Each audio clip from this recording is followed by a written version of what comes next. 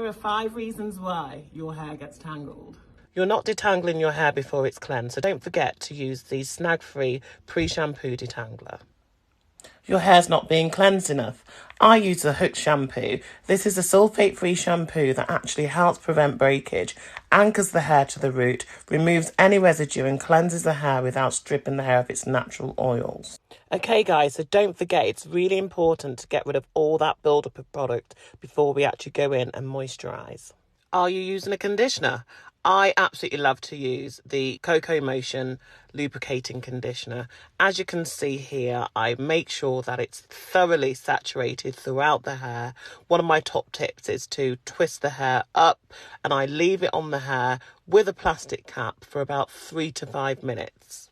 I find this allows the product to work its magic and penetrate deep inside the hair shaft, leaving the hair feeling absolutely beautiful and rehydrated.